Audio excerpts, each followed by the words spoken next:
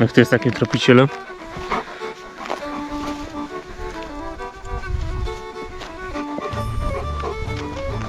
A między drzewami major znalazł świeże resztki jakiegoś zająca, którego prawdopodobnie Lizu polował.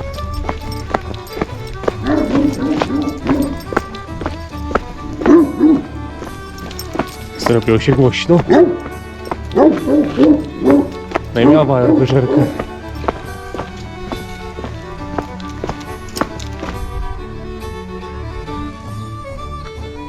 Wyższe rejony Szczyrku.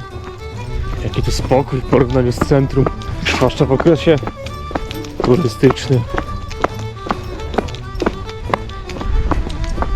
Gdzieś tam jest Klimczok. To co, kierunek tam? Nie dziś. Zanim byśmy tam doszli, noc by nas została.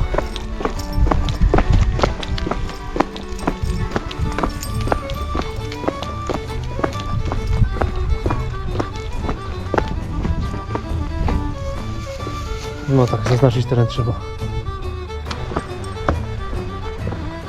Szliśmy tu do góry, to tam sarna była.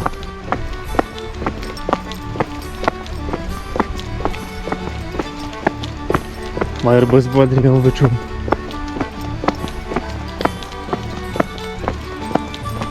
Łowca niemiecki. Z powrotem na dole.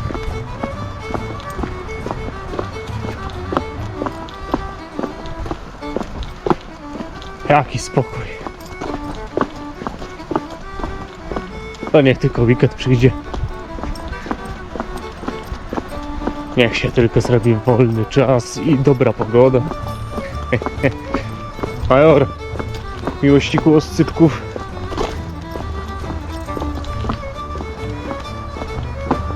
Małcie już czeka ich trochę. Po to tu też jeździmy. Głównie po to.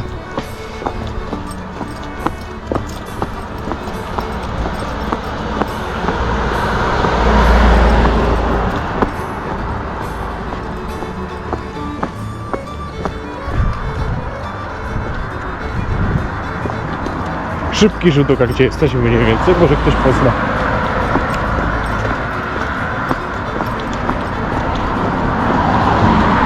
Dzięki za obejrzenie i do zobaczenia następnym razem.